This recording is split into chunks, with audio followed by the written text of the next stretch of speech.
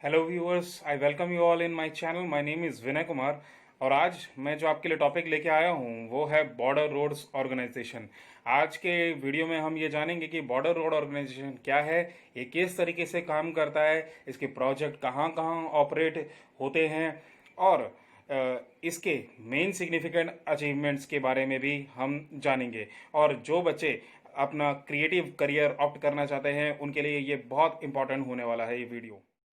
Border roads organisation एक integral part है Indian arm forces का, जिसका मोटो है सर्वेम सर्वम, जिसका मतलब है कि everything is achievable through hard work. ये इंडिया में तो सर्व करता ही है, लेकिन इंडिया के कुछ नेबरिंग कंट्रीज जैसे कि अफगानिस्तान, भूटान, म्यांमार और श्रीलंका में भी सर्व किया करता है। कई साल पहले बॉर्डर रोड ऑर्गेनाइजेशन की सर्विसेज लीबिया में भी थी। ये संगठन 7 मई 1960 में बना। इसका पर्पस था सिविल इंजीनियरिंग इंफ्रास्ट्रक्चरल डेवलपमेंट। इसका हेडक्वार्टर न्यू दिल्ली में है और जिसके डायरेक्टर जनरल होते हैं वो आर्मी के लेफ्टिनेंट जनरल पद के अधिकारी होते हैं, जो कि अभी लेफ्टिनेंट जनरल हरपाल सिंह इसके डायरेक्टर जनरल हैं। ये बॉर्डर रोड ऑर्गेनाइजेशन जो है ये मिनिस्ट्री ऑफ डिफेंस के अंदर काम करता है और ये 18 प्रोजेक्ट्स में डिवाइड है, जो 18 प्रोजेक्ट हिंदुस्तान के अलग अलग एरिया में मौजूद हैं और वहां पर अपनी सर्विसेज प्रोवाइड करवा रहे हैं। तो आर्टिकल 33 जो इंडियन कॉन्स्टिट्यूशन का आर्टिकल 33 है, उसके अंदर ये इंडियन आर्म फोर्सेस का एक इंटीग्रल पार्ट बनाया गया है। बेसिक प्रोजेक्ट और इनिशिएटिव्स इसके डिजास्टर मैनेजमेंट रिक्रिएशन से रिलेटेड होते हैं। बॉर्डर्स में जो रोड्स हैं उनका इंफ्रास्ट्रक्चर डेवलप करने के लिए, साथ में ब्रिजेस बनाना, हेलीपैड्स बनाना, हॉस्पिटल्स बनाना, और आर्मी को एक तरीके से ये असिस्टेंस प्रोवाइड करवाता है in the case of war and in case of any kind of war-like situation. It provides assistance to army. Strategic work बहुत इंपॉर्टेंट होता है यहाँ पर, जो जिस तरीके के रोड कंस्ट्रक्शन करते हैं। Other than this oversee infrastructural facilities भी ये प्रोवाइड करवाते हैं। नेक्स्ट ये कुछ ये प्रोजेक्ट्स हैं बॉर्डर रोड ऑर्गेनाइजेशन के, जो अलग अलग जगहों पर बॉर्डर रोड ऑर्गेनाइजेशन के लिए वर्क कर रहे हैं। मैं अगर बात करूं इन प्रोजेक्ट्स की तो आप यहाँ पे नाम देख सकते हैं। नॉर्थ इंडिया से लेकर के लद्दाख में जो काम करे, हिमांक प्रोजेक्ट, विजयक, बेकॉक श्रीनगर में, संपर्क जम्मू कश्मीर में, चेतक प्रोजेक्ट राजस्थान में, और हिरांग प्रोजेक्ट महाराष्ट्र में, और इस तरीके से उदयक प्रोजेक्ट, सेवक प्रोजेक्ट इन नागालैंड, दीमापुर, पुष्पक इन मिजोरम, शिलोंग में सेतुक प्रोजेक्ट वर्क कर रहा है, ईटानगर में अरुणाक प्रोजेक्ट, डंटक प्रोजेक्ट इन भूटान। देखिए फॉरेन कंट्रीज में भी ये प्रोजेक्ट वर्क कर रहे थे। Shivalik project in Rishikesh Uttarakhand, Deepak project in Himachal Pradesh and Swastik in Sikkim, Gangtok. तो ये जो प्रोजेक्ट्स हैं ये हिंदुस्तान में काम करते हैं। अब बात करते हैं एडमिनिस्ट्रेटिव लेवल और ऑफिस लेवल पर जो बॉर्डर रोड ऑर्गेनाइजेशन किस तरीके से इसके जो ऑफिस लेवल पर और एडमिनिस्ट्रेटिव लेवल पर ये किस तरीके से डिवाइड है। तो DGBR director general of border road organisation इसके हेड होते हैं। आफ्टर दैट ये अगला जो सेंटर ऑफ पावर है वो 2 हिस्सों में डिवाइड हो जाता है। IFA इंटीग्रेटेड फाइनेंस एडवाइजर, जो कि मिनिस्ट्री ऑफ फाइनेंस के अंदर काम करते हैं। अगला जो इसी के लेवल में जो सेकंड ऑफिस है वो है PCDA, principal controller of defence account. ये ऑफिस लखनऊ में होता है। और आगे जाकर के थर्ड लेवल में जो पावर है वो एडिशनल डायरेक्टर जनरल लेवल में बढ़ जाती है। तो ये तो बात रही ऑफिस और एडमिनिस्ट्रेटिव लेवल की। पर ग्राउंड लेवल पर जो चीफ ऑफ प्रोजेक्ट होता है वो प्रोजेक्ट का हेड कहा जाता है। उसके बाद वो प्रोजेक्ट कई सारी बॉर्डर रोड टास्क फोर्स में डिवाइड होता है। उन बॉर्डर रोड टास्क फोर्स के अंडर में रोड कंस्ट्रक्शन कंपनी और ब्रिज कंस्ट्रक्शन कंपनीज वर्क करती हैं। तो ये ग्राउंड लेवल का है और ये ऑफिस लेवल का इनका बॉर्डर रोड ऑर्गेनाइजेशन का डिवीजन है।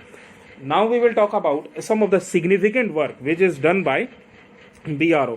तो दुनिया की सबसे ऊंची सड़क लेह मनाली हाईवे, जिसकी लेंथ टोटल लेंथ 480 किलोमीटर्स इसकी टोटल लेंथ है, और ये दुनिया की सबसे ऊंची सड़क मानी जाती है। बहुत ज़्यादा लंबे समय तक तो यहाँ पर जो होता है बर्फ़ ही सड़कों पर जमी रहती है।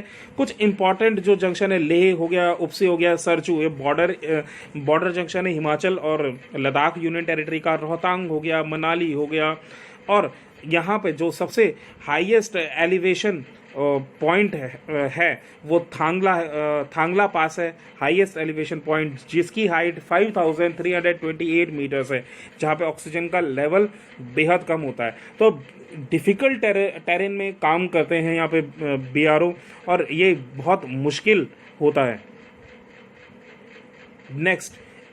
नेक्स्ट इंपॉर्टेंट जो आज की तारीख में जो न्यूज़ में है, जो अभी न्यूज़ में है, वो है डीएसडीबीओ रोड, दाबरुक शोक दौलत बेग ओल्दी रोड। नाउ ये रोड जो है चाइना के साथ जो हिंदुस्तान का बॉर्डर लगता है एलएसी का लद्दाख में, उसके पॉइंट ऑफ व्यू से बहुत इंपॉर्टेंट रोड है, और बीआरओ पिछले एक दशक से इसके ऊपर काम कर रही है। रिसेंटली बहुत डेवलपमेंट इस एरिया में हुआ है। रोड्स के मैटर में 3 इंपॉर्टेंट ब्रिजेस भी बने हैं। तो ये शोक रिवर के पैरेलल ये रूट चलता है।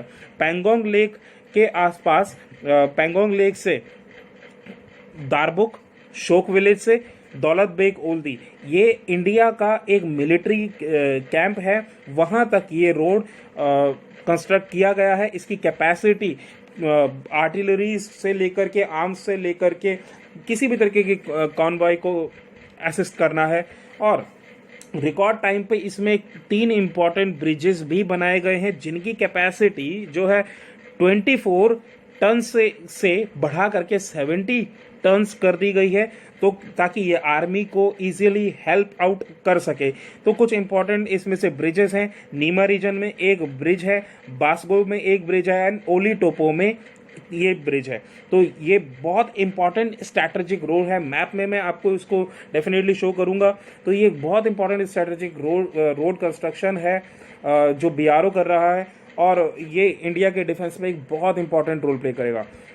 नेक्स्ट इंपॉर्टेंट अभी रिसेंटली न्यूज आया था कि एक बहुत इंपॉर्टेंट ब्रिज तीस्तान रिवर पर बीआरओ ने कंस्ट्रक्ट किया है। 360 फीट का ये है, जो कि नॉर्दर्न सिक्किम के लाचेन एरिया के लोगों के लिए बहुत ज़्यादा बेनिफिशियल होगा, क्योंकि ये सिविलियंस के लिए ये ब्रिज बना है। आर्मी के लिए अपना एक सेपरेट ब्रिज है, पर सिविलियंस का ये जो ब्रिज, पहले जो ब्रिज था वो टूट चुका था, जिसके बाद बीआरओ ने ये रिसेंटली ये ब्रिज बनाया है। 86 RCC 758 BRT of Swastik project ने ये ब्रिज कंप्लीट किया है। तो not only for the military purposes but for the civilians also, BRO is contributing with full dedication.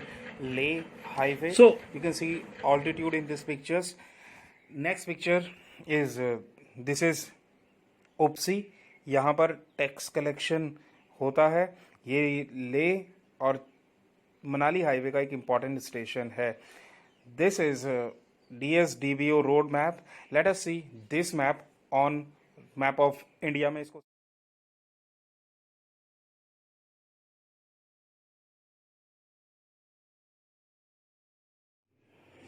This is over India, और इस मैप पे मैं जूम इन करता हूँ लद्दाख की तरफ। तो लद्दाख यूनियन टेरिटरी पर यहाँ पर हमें सबसे पहले देखने को मिलेगा पैंगोंग शो लेक, जहाँ पर से LAC line of actual control India और चाइना के बीच में से गुजरती है, और इन्हीं पहाड़ों को 1 2 3 4 5 6 7 8 इन्हीं को फिंगर 1 2 फिंगर 8 और 9 में डिवाइड किया गया है। और इंडिया और चाइना के दरमियान यहाँ पर जो बॉर्डर पर जो रोड कंस्ट्रक्ट की गई है, this is known as DSDBO road. Darbuk, Shyok और Daulat Beg Oldi Indian military camp तक ये रोड जो बीआरओ ने कंस्ट्रक्ट करी है, इसी को DSDBO रोड कहा जाता है। इसकी लोकेशन, एग्जैक्ट लोकेशन शोक नदी के आसपास है, and it is very important for the defence strategy of our country. And इस डिफ़िकल्ट टेरेन में रोड बनाना बहुत डिफिकल्ट ये होता पिक्चर्स है। हैं उस ब्रिज की जो रिसेंटली बीआरओ ने लद्दाख में कंस्ट्रक्ट किया है।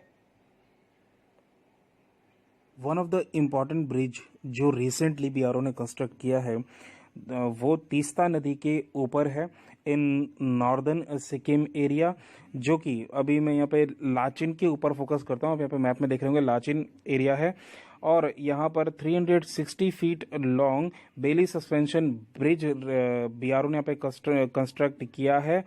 मुंशीथांग एंड चुंगथांग टाउन के आसपास ये जगह है। 86 आरसीसी एंड 758 बीआरटीएफ टास्क फोर्स के अंदर ये ब्रिज बनाने का काम हुआ है। जनरली मिलिट्री ब्रिज ये नहीं है, ये एक सिविलियन ब्रिज है जो कि सिविलियंस को फैसिलिटी प्रोवाइड करवाती है वहाँ पे ट्रांसपोर्टेशन की।